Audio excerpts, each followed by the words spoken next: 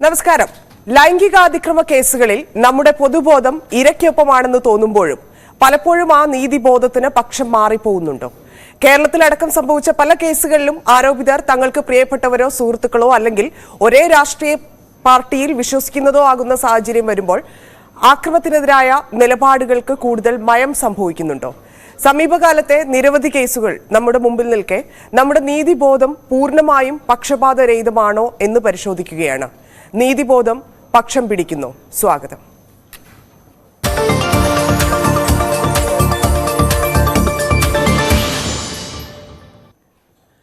നമ്മളോടൊപ്പം ചർച്ചയിൽ പങ്കെടുക്കുന്നത് ആക്ടിവിസ്റ്റുകളായ എച്ച്.കുട്ടി, ഡോക്ടർ മാളവിക ബിന്നി, അപർണ ശിവഗാമി എന്നിവരാണ്. 3 പേർക്കും സ്വാഗതം. ആദ്യം അപർണയിലേക്ക്. അപർണ, നമ്മൾ സംസാരിച്ച വിഷയമാണ് നീതിബോധം പക്ഷം പിടിക്കുന്നോ എന്നുള്ളത്.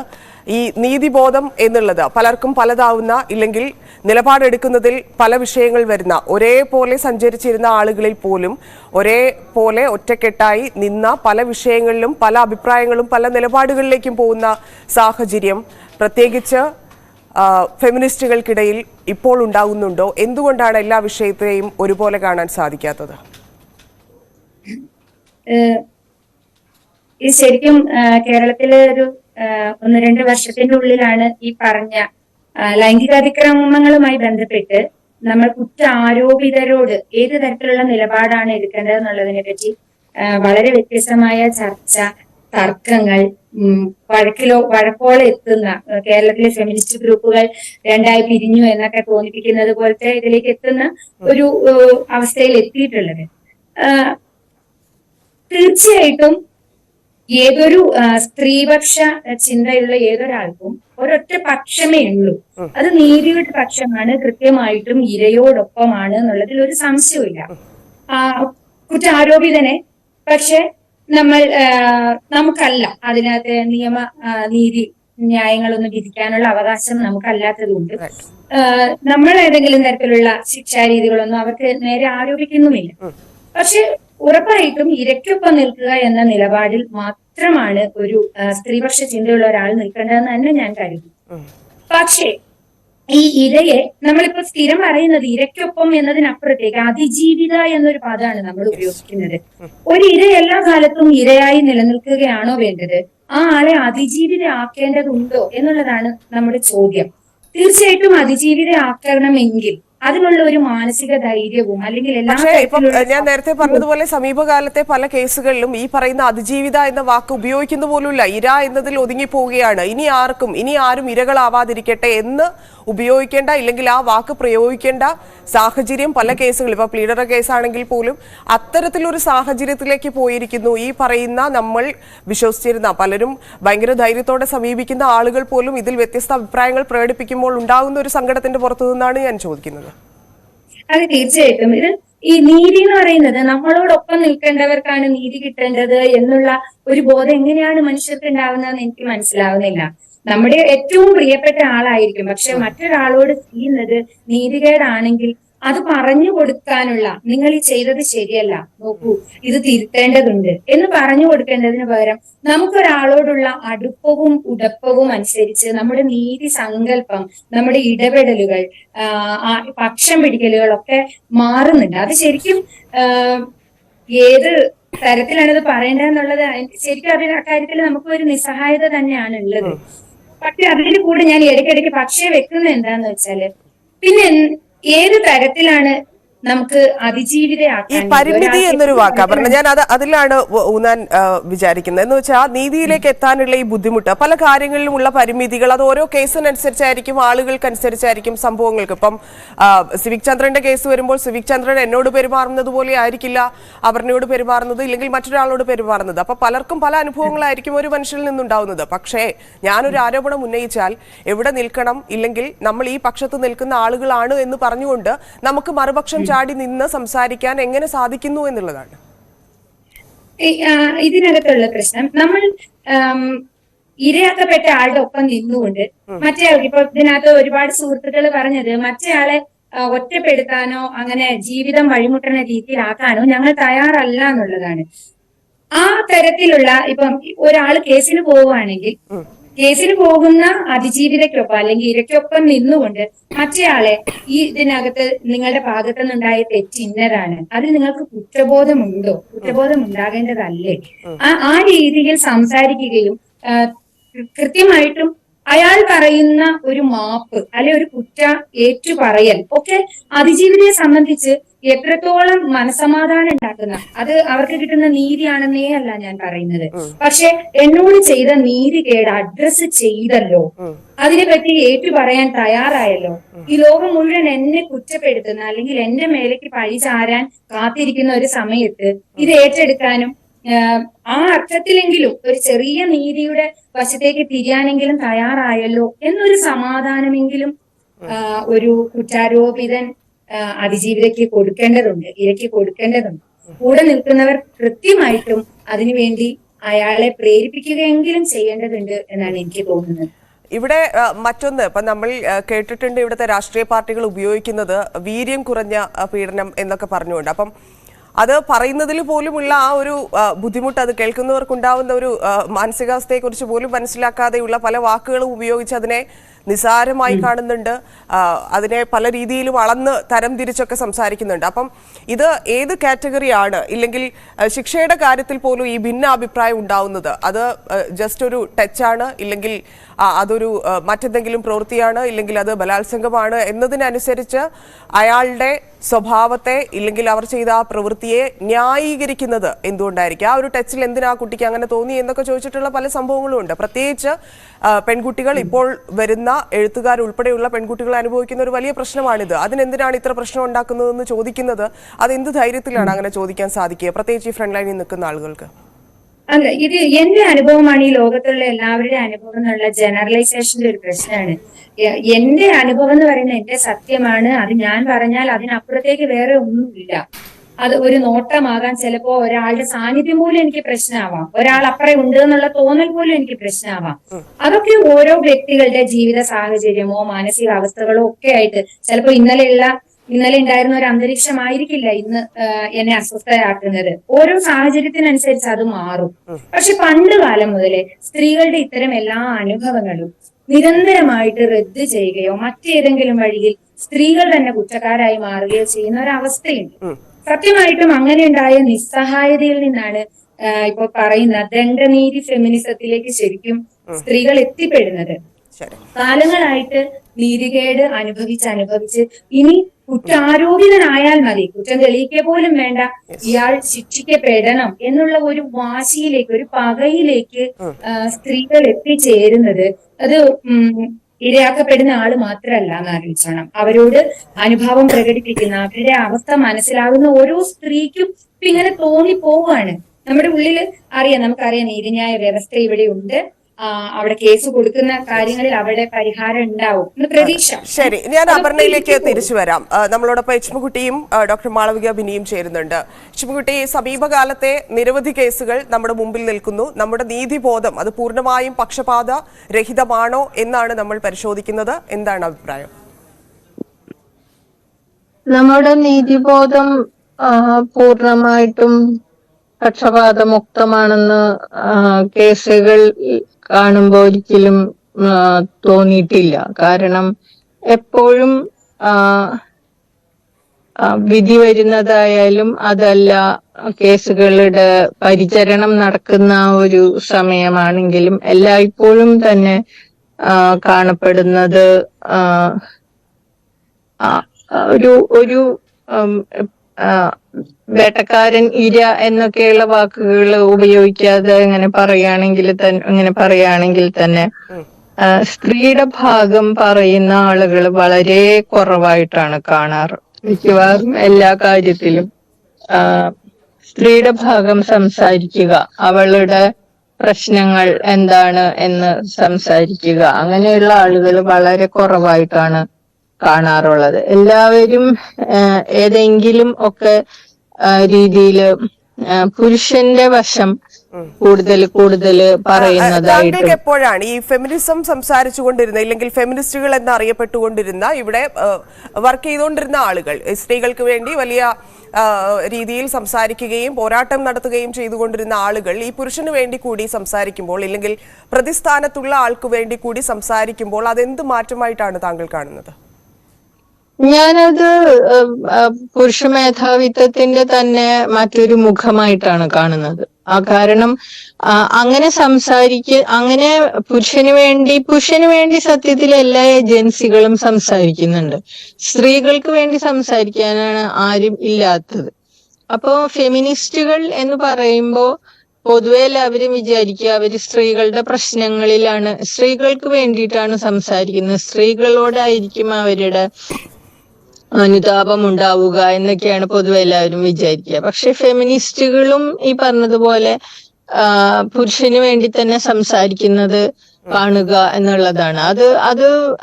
അതിപ്പോ ഉണ്ടായ ഒരു പ്രതിഭാസമൊന്നുമല്ല. ഫെമിനിസ്റ്റുകൾ പുരുഷന് വേണ്ടി സംസാരിക്കുന്നു എന്നുള്ളത് ഇപ്പൊ ഉണ്ടായ ഒരു പ്രതിഭാസമേ അല്ല.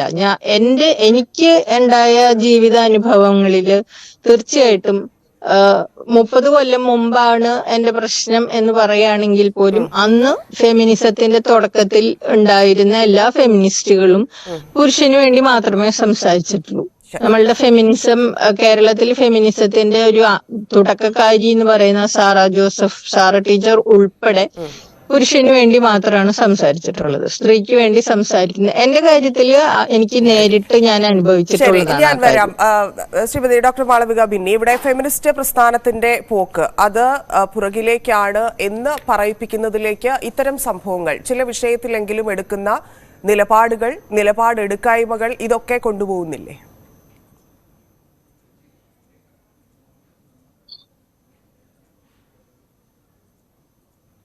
മാളവിക, ഒന്ന് അൺമ്യൂട്ട് ചെയ്ത് സംസാരിക്കാമോ? കേൾക്കുന്നില്ല.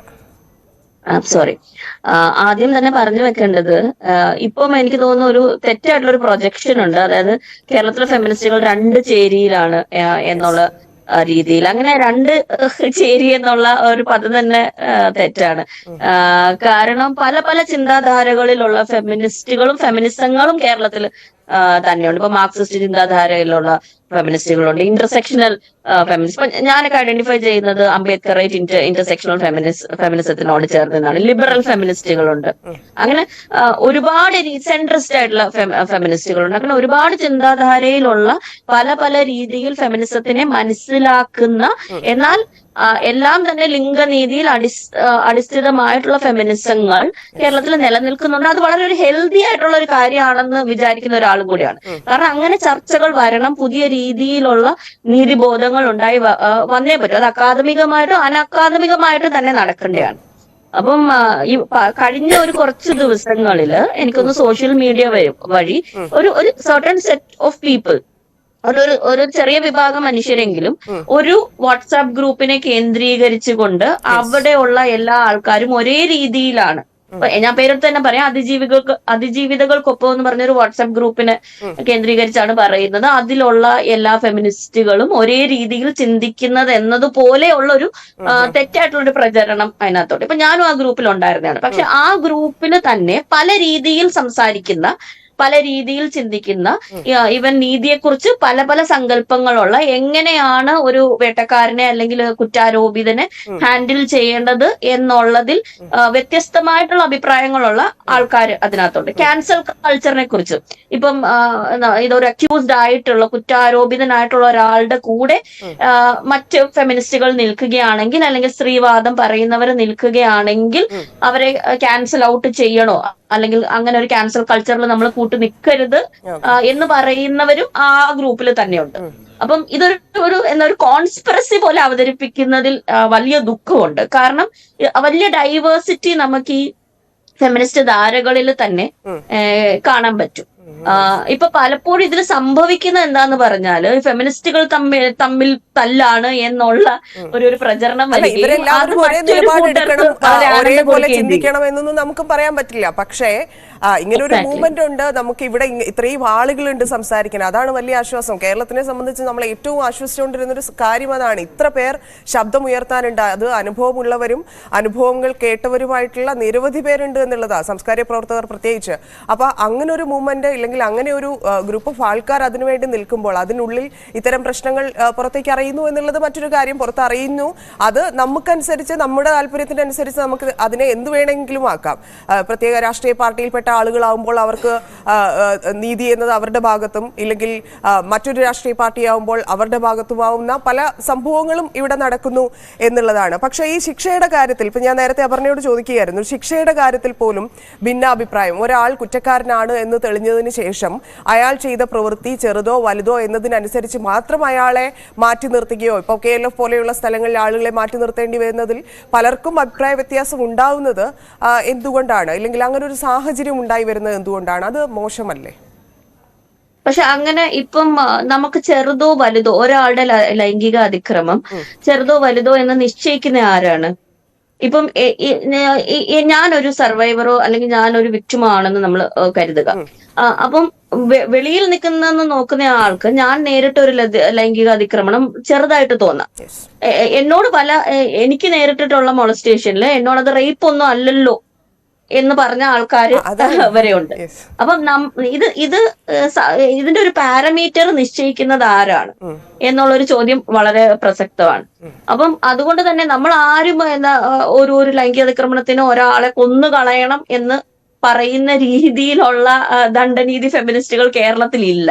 അങ്ങനെ അതൊരു പ്രചരണം മാത്രമാണ്. പിന്നെ ഈ ഒരു ബൈനറി ഉണ്ടല്ലോ, ദണ്ഡനീതി അല്ലെങ്കിൽ പൊറുക്കൽ നീതി, ഇത് തന്നെ തെറ്റാണ്.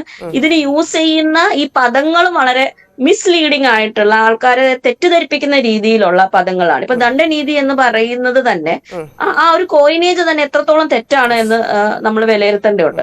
കാരണം ലെജിസ്ലേറ്റീവ് റിഫോംസിലുള്ള, അതായത് ലീഗലായിട്ട് നിയമപരമായിട്ട് ശിക്ഷ മേടിച്ചു കൊടുക്കുന്ന രീതിയാണ് കാർസറൽ ഫെമിനിസം എന്ന് വിളിക്കുന്നത്. അതിന്റെ ഒരു മേജർ കാര്യം അത് തന്നെയാണ്. പക്ഷെ ഈ കാർസറൽ ഫെമിനിസത്തിനെ മലയാളം വലിക്കുമ്പോൾ അതിനെ ദണ്ഡനീതി എന്ന് തെറ്റായിട്ട് വിളിക്കുന്നത് തന്നെ അത് തന്നെ പ്രോബ്ലമാറ്റിക് ആണ്. കാരണം ആൾക്കാർക്ക് റിഫോം ചെയ്യാൻ ഒരു അവസരം കൊടുക്കാത്ത രീതിയിൽ ഒരു സെറ്റ് ഓഫ് മനുഷ്യർ വാദിക്കുന്നു എന്നുള്ള, അല്ലെങ്കിൽ ഒരു സെറ്റ് ഓഫ് ഫെമിനിസ്റ്റുകൾ വാദിക്കുന്നു എന്നുള്ള ഒരു തെറ്റായ പ്രചരണം അവിടെ വരിക. കമൻസറബിൾ ആയിട്ടുള്ള തുല്യമായിട്ടുള്ള കാര്യം തന്നെയാണ് കൊടുക്കണമെന്നാണ് വാദിക്കുന്നത്. അല്ലാതെ ആയതുകൊണ്ട് കൂടി ചോദിക്കട്ടെ, ഇവിടെ ഫ്രണ്ട് ലൈൻ എന്നിടത്ത് അല്ലാതെ നിൽക്കുന്ന ആളുകൾ, അതായത് നമുക്ക് ഇപ്പോഴും നമ്മുടെ ആ ഒരു പൊതുബോധം എത്രത്തോളം വളർന്നിട്ടുണ്ട്, ഇല്ലെങ്കിൽ അങ്ങനെ ആളുകളെ വേർതിരിച്ച് കാണുന്നതിൽ നമ്മൾ ഒട്ടും മുമ്പോട്ട് പോയി എന്ന് വിശ്വസിക്കുന്ന ആളല്ല ഞാൻ.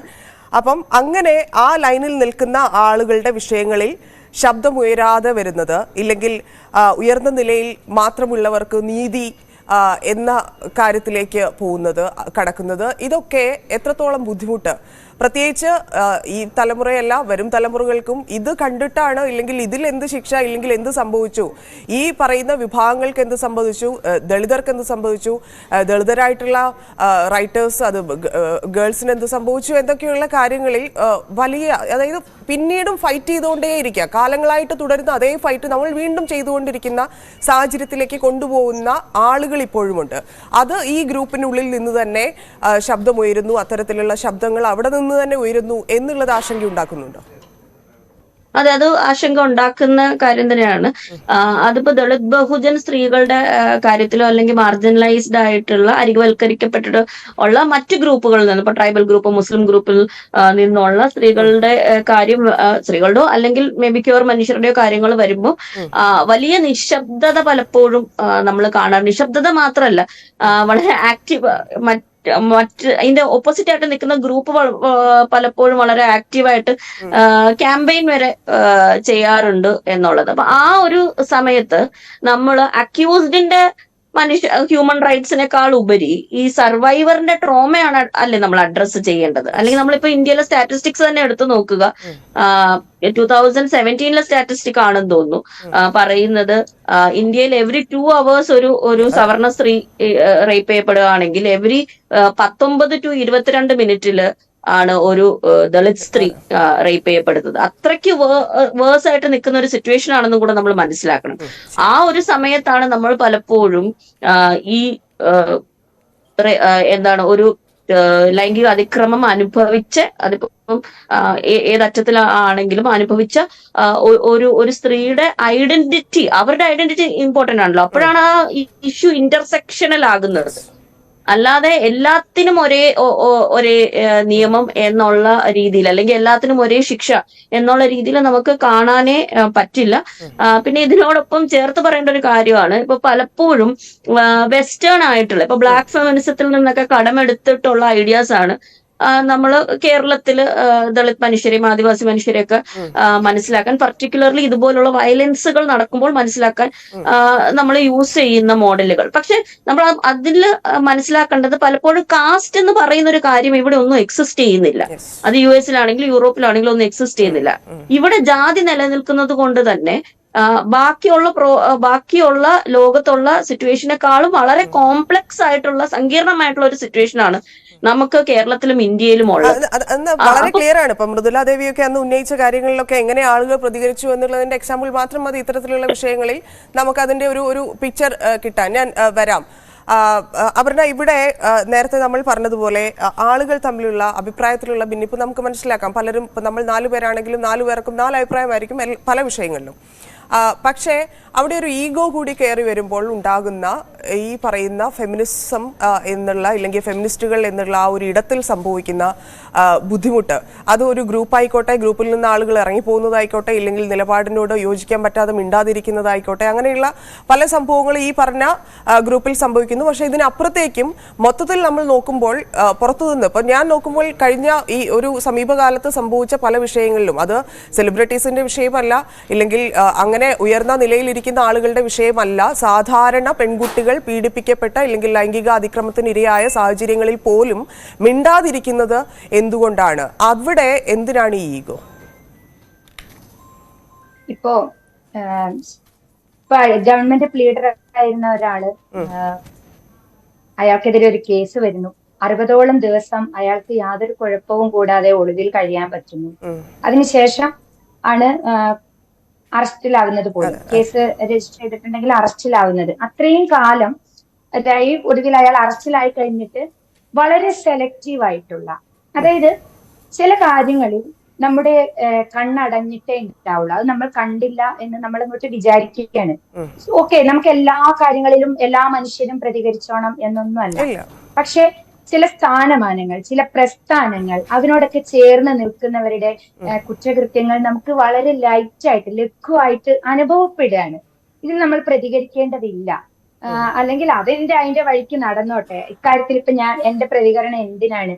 ആ രീതിയിൽ ഒരു സെലക്റ്റീവ് ആയിട്ടുള്ള പ്രതികരണം ഇവിടെ ഉണ്ടാവുന്നുണ്ട്. ശരിക്കും നമ്മുടെ വിഷയം എന്ന് പറയുന്നത് ഈ നീതിബോധം പക്ഷം പിടിക്കുന്നു എന്നുള്ളത് ആയതുകൊണ്ട് പക്ഷം പിടിക്കുന്നുണ്ട് എന്ന് തന്നെ പറയേണ്ടി വരും. ഓക്കെ, യശ്മുക്കുട്ടി, ഇവിടെ ഈ പറഞ്ഞതുപോലെ നമ്മുടെ വിഷയം അതാണ്, അത് ഉള്ള അഭിപ്രായം താങ്കൾ തുടക്കത്തിലെ പറഞ്ഞു കഴിഞ്ഞു. പക്ഷേ അതുണ്ടാക്കുന്ന ആഘാതങ്ങൾ, അത് നമ്മളുടെ ഇപ്പോൾ ആർക്കാണെങ്കിലും, ഏത് പ്രായത്തിലുള്ള ആളുകളും ലൈംഗികമായി ചൂഷണം ചെയ്യപ്പെടുന്ന, ഇല്ലെങ്കിൽ ആക്രമണത്തിനിരയാവുന്ന സാഹചര്യമാണ് ഇപ്പോഴുള്ളത്. ഇത് കഴിഞ്ഞും വരുന്ന ആളുകളിൽ ഇത് എത്രത്തോളം വലിയ ആഘാതമുണ്ടാക്കും? ഇത്തരത്തിലുള്ള ആളുകളെ ഒരു തരത്തിൽ സപ്പോർട്ട് ചെയ്യുകയും, ഇല്ലെങ്കിൽ 2 വശമുണ്ട് എന്ന് പറഞ്ഞു പഠിപ്പിക്കുന്നത് തന്നെ, അതായത് ഒരാൾ ആക്രമിക്കപ്പെട്ടു, പക്ഷെ അത് അയാളുടെ ഏത് സാഹചര്യത്തിൽ നിന്നാണ്, ഇല്ലെങ്കിൽ ഏത് മാനസികാവസ്ഥയിൽ നിന്നാണ് അയാൾ അങ്ങനെ പെരുമാറിയത് എന്നുകൂടി നമ്മൾ ചിന്തിക്കേണ്ടി, ഈ പറയുന്ന അതിജീവിത പോലും അതിനെക്കുറിച്ച്, ശരി, അയാൾ ആ അവസ്ഥയിൽ, ഇല്ലെങ്കിൽ ആ ഒരു സമയത്ത് അങ്ങനെ പെരുമാറിയതായിരിക്കാം എന്നുള്ള ഒരു ആവശ്യവുമില്ലാത്ത ചിന്ത കൂടി ആളുകൾക്കുള്ളിലേക്ക് കുത്തി തിരുകുന്ന തരത്തിലാണ് കാര്യങ്ങൾ മുമ്പോട്ട് പോകുന്നതെന്നാണ് ഞാൻ മനസ്സിലാക്കുന്നത്. അത് എന്തുകൊണ്ട് സംഭവിക്കുന്നു? അത് എത്ര വലിയ ആഘാതം സമൂഹത്തിനുണ്ടാക്കും? അത് ഇരയെ സംബന്ധിച്ച് അത് വളരെയേറെ ആഘാതം ഉണ്ടാക്കുന്ന ഒരു കാര്യമാണ്. കാരണം എനിക്ക് ഇപ്പൊ ഇര സ്വയമായിട്ട് വിചാരിക്കുന്നത്, എനിക്ക് അനുഭവപ്പെട്ട ഈ ഒരു കാര്യത്തിനെ കുറിച്ച് ഞാൻ സംസാരിക്കണമെങ്കിൽ എന്നെ ആക്രമിച്ച ആൾ ഏതൊരു കണ്ടീഷനിലായിരുന്നു എന്ന് കൂടി ഞാൻ മനസ്സിലാക്കിയിട്ട് വേണം സംസാരിക്കാൻ എന്നുള്ളൊരു സ്ഥിതിയിലേക്ക് ഇരയെ അത് വലിച്ച് ഇടുകയാണ്. അപ്പോ സംഭവിക്കുന്ന എന്താണെന്ന് വെച്ചാല്, എനിക്കുണ്ടായ ആഘാതം ഞാൻ സഹിച്ചാൽ പോരെ, ഞാൻ ഇനി എന്നെ ആക്രമിച്ച ആളുടെ മാനസികാവസ്ഥയെ അപഗ്രഥിക്കുന്ന പഠനത്തിന് കൂടി പോകേണ്ട കാര്യമുണ്ടോ എന്നുള്ള രീതിയിൽ ഇത്തരം ആളുകൾ അതുകൂടി ചിന്തിക്കാൻ വേണ്ടി ഇട്ടുകൊടുക്കുകയാണ്, പൊതുസമൂഹത്തിന് ആ സാധനം കൂടി ഇട്ടുകൊടുക്കുകയാണ്. അയാളുടെ പ്രായം, അയാളുടെ അവസ്ഥ, അയാളുടെ രോഗം എന്നൊക്കെ പറഞ്ഞുകൊണ്ടേ. അതെ, അങ്ങനെ പറയുമ്പോ ഈ ഇര എന്ന് പറയുന്നത് പൂർണ്ണമായിട്ടും ഒറ്റപ്പെട്ടു പോവുകയാണ്. ഈ ഒരു ആക്രമണം നേരിട്ട ആള് പൂർണ്ണമായിട്ടും ഒറ്റപ്പെട്ടു പോവുകയാണ്. ഒരു തരത്തിലുള്ള നമ്മുടെ സൊസൈറ്റിയുടെ ഒരു തരത്തിലുള്ള എന്താ പറയുന്ന, ഇപ്പോ കോടതി ആയാലും നിയമമായാലും പോലീസ് ആയാലും സാധാരണ ജനങ്ങളായാലും സ്വന്തം വീട്ടുകാരായാലും ആരും തന്നെയില്ല. ഒരു ഏജൻസിയും ആക്രമിക്കപ്പെട്ട അവൾക്ക് സംരക്ഷണം നൽകാനോ അല്ലെങ്കിൽ അവളുടെ ഒപ്പം നിൽക്കാനോ ഞാൻ നിന്റെ കൂടെ ഉണ്ട് എന്ന് പറയാനോ പോലും ആരുമില്ല. അപ്പൊ അങ്ങനത്തെ ഒരു പരിതസ്ഥിതിയില് ഇങ്ങനെയുള്ള അതിക്രമങ്ങൾ ഉണ്ടായി കഴിഞ്ഞാല് അത് മൂടി വെക്കാനായിരിക്കും കൂടുതലും ആളുകൾ ശ്രമിക്കുക. ഇരകൾ തന്നെ ലാസ്റ്റ് മിനിറ്റ് ആണ്, എന്ത് ചെയ്യാൻ സാധിക്കും? അതായത് ഈ പുറകോട്ട് പോക്കിൽ നിന്ന് നമുക്ക് ഏത് തരത്തിൽ ഈ ഒരു പ്രസ്ഥാനത്തെ, കാരണം ഇവിടെ നമുക്കറിയാം എങ്ങനെ നമ്മൾ നിലനിൽക്കേണ്ട ആളുകളാണ്, നമ്മൾ നിന്നാൽ മാത്രം നിൽക്കാൻ സാധിക്കുന്ന ആളുകൾ നമ്മളെ വിശ്വസിച്ചുണ്ട് എന്നൊക്കെയുള്ള സാഹചര്യമുണ്ട്. അപ്പം എന്ത് ചെയ്താൽ, എങ്ങനെ നിന്നാലാണ് ഈ പ്രസ്ഥാനത്തിന് നമ്മൾ ഉദ്ദേശിക്കുന്ന വഴിയിലേക്ക് നടത്താനാവുക? എന്ത് സംഭവിച്ചാലും ആക്രമിക്കപ്പെട്ട ആളുടെ ഒപ്പം നിൽക്കുക എന്നുള്ളത് തന്നെയാണ് ഈ കാര്യത്തിൽ ചെയ്യാൻ കഴിയുന്നത്. അത് അങ്ങനെ നിൽക്കുന്ന സമയത്ത് നമുക്ക് എന്തൊക്കെ നഷ്ടപ്പെടും, നമ്മൾ എന്തെല്ലാം നഷ്ടപ്പെടുത്തേണ്ടി വരും എന്നുള്ളതിനെ കുറിച്ചൊന്നും പരിഗണിക്കാതെ ഞാൻ എന്നും ഇരയുടെ ഒപ്പമാണ് എന്നുള്ള ഒരു നിലപാടിൽ ശാഠ്യത്തോടെ ഉറച്ചു നിൽക്കുക. കം വാട്ട് മേ, ഞാൻ ഇരയുടെ കൂടെയുള്ള നിലപാടിൽ ഉറച്ചു നിൽക്കുന്നു എന്ന് ആ ഒരു രീതിയിൽ തീരുമാനിച്ചാൽ മാത്രമേ ഈ കാര്യത്തിൽ, ഇരകളുടെ കാര്യത്തിൽ എന്തെങ്കിലും ചെയ്യാനായിട്ട് സാധിക്കുള്ളൂ. അവർക്ക് എന്തെങ്കിലും ഒരു കോൺഫിഡൻസ് കൊടുക്കാൻ അപ്പം മാത്രമേ സാധിക്കുള്ളൂ. ശരി, വളരെ നന്ദി. നമ്മുടെ സമയം പൂർണ്ണമാവുന്നു. ലക്ഷ്മിക്കുട്ടി, മാളവിക, അപർണ, നന്ദി ചർച്ചയിൽ പങ്കെടുത്തതിന്. സമയം വളരെ കുറച്ചായിരുന്നു, വലിയ വിഷയമാണ്. വീണ്ടും സംസാരിക്കാമെന്ന് പ്രതീക്ഷിക്കുന്നു. Thank you.